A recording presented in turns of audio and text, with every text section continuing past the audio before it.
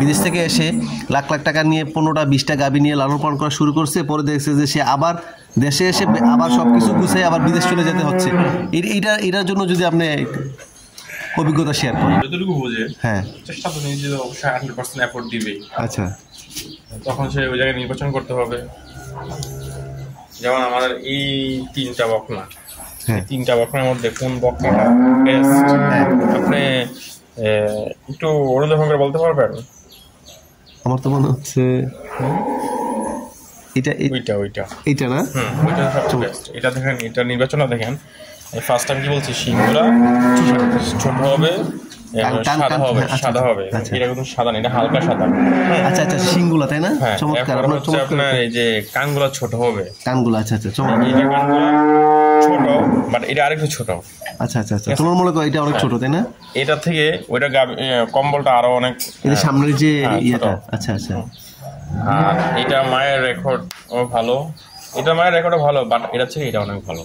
খামার করার আগে অবশ্যই যাচাই বাছাই করা, মানে কোনটা কোন জাত বা যারা অভিজ্ঞ খামারি তাদের কাছ থেকে পরামর্শ নেওয়া। চমৎকার চমৎকার চমৎকার। আর এমনি কি আপনারা এই যে আসলে কি যারা লালন পালন করতেছেন, আসলে কি বছর শেষে কি আসলেই প্রফিট হচ্ছে কিনা?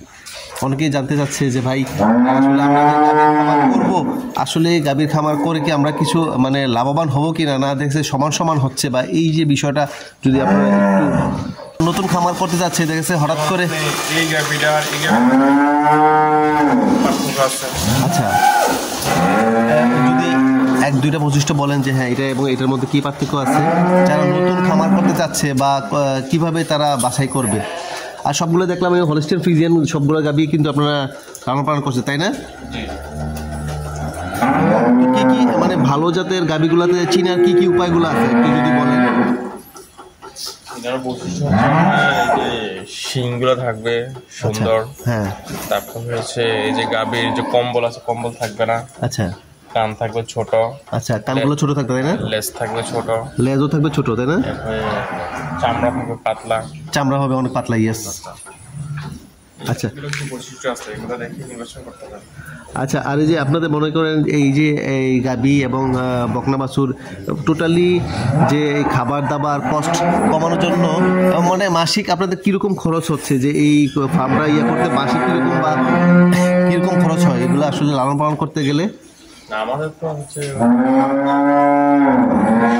সার বাছুর আছে, আচ্ছা, রেডি সারও আছে, জি, রেডি বকনা আছে, আচ্ছা, ছোট বকনা আছে। তো দেখা যাচ্ছে আমাদের সেক্টরটা খুব বড়। আচ্ছা, আর যদি দেখা যাচ্ছে এই সেক্টরটা বাদ দিয়ে দিই আমরা, জি, তাহলে ভালো প্রফিট থাকবে। আমরা তো সবগুলো রেখে দিচ্ছি, এটা দেখো। আচ্ছা আচ্ছা, এর পিছনে একটা কস্টিং আছে না? আচ্ছা আচ্ছা, ওইগুলো কি মানে সারগুলো কি মানে ঈদের সময় বা বাজারে বিক্রি করে এরকম কিছু, না আপনাদের নিজেদের ব্রিডিং করার জন্য? না না না, বাজারে সেল করে দেবো মানে ঈদের সময়। আচ্ছা আচ্ছা, কুরবানি ঈদের সময় বিক্রি করে দেবেন, এই জন্য ওখানেও তো কিছু কষ্ট হচ্ছে তাই না? আর এমনি আসলে আপনি এই যে গাভীর যারা নতুন কোনো গাভীর খামার করতে চাচ্ছে তাদের উদ্দেশ্যে যদি আপনি বলেন যে আসলে কিভাবে শুরু করবে বা কি কি করলে আসলে এই ডেইরি খামারে অনেকে কিন্তু বাস খাচ্ছে, মানে অনেকেই বিদেশ থেকে এসে লাখ লাখ টাকা নিয়ে 15টা 20টা গাভী নিয়ে লালন পালন করা শুরু করছে, পরে দেখছে যে সে আবার দেশে এসে আবার সব কিছু গুছিয়ে আবার বিদেশ চলে যেতে হচ্ছে। এটার জন্য যদি আপনি অভিজ্ঞতা শেয়ার করেন। গাভী নির্বাচন করে বুঝে শুনে নিতে হবে। আচ্ছা, আর গাভী যেখান থেকে ক্রয় করুক না কেন সে নিজে যাইয়া। কত বছর ধরে আপনারা এই মানে গাভী লালন পালন করতেছেন? 2017 সাল থেকে মোটামুটি ডেইরি ফার্ম শুরু করেছেন তাই না? তো এই যে এখন কতগুলো গাভী আছে, রানিং কতগুলো গাভী আছে?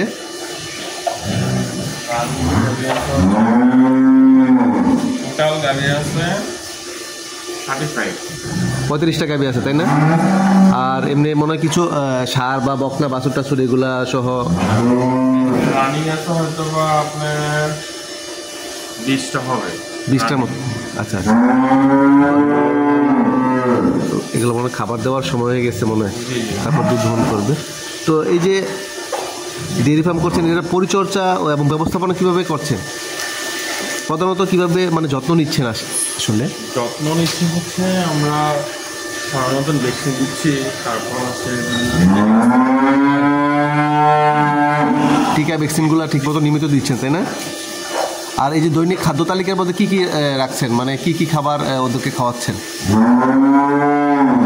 আমরা নিজেরা প্রক্রিয়াজাত খাবার কি ওই যে সাইলেস করে না শুধু ওই যে কাঁচা? হ্যাঁ, সাইলেসও করতেছি, প্লাস হচ্ছে আমরা যে দানাদার যে খাবারটা নিজেরা প্রক্রিয়াজাত করে খাওয়াইতেছি।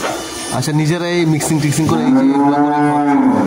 তো আর এই যে মানে মোটামুটি পর্যাপ্ত পানি, তারপরে শেড ব্যবস্থা, এগুলো তো সুন্দর, অনেক সুন্দর চমৎকার ড্রেন ব্যবস্থা দেখলাম, অনেক সুন্দর করে রাখা আছে।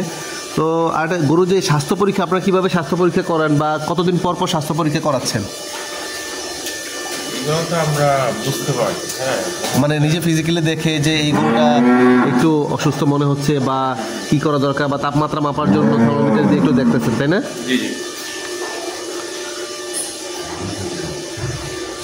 প্রতিদিন আপনাদের খামারে প্রতিদিন কত লিটার দুধ পাচ্ছেন এমনি ঘরে? 250 লিটার মতো না? তো এই যে দুধটা কি কোনো সংরক্ষণ করেন না বিক্রি করে দেন? বিক্রি করে দেন।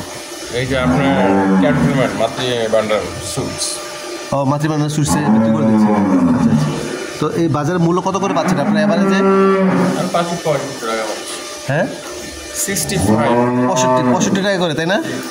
আচ্ছা আচ্ছা আচ্ছা আচ্ছা।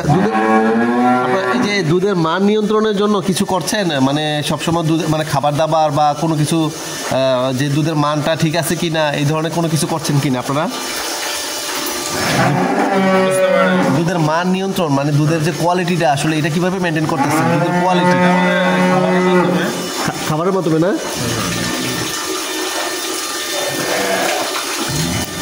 আচ্ছা, এই যে আপনার আরেকটা প্রশ্ন হচ্ছে যে এই যে গাভী লালন পালন করতেছেন আপনাদের ডেইরি ফার্ম, এটাতে আসলে যে মানে চ্যালেঞ্জিং কীগুলো আছে আপনাদের? চ্যালেঞ্জিং কী আছে বর্তমানে?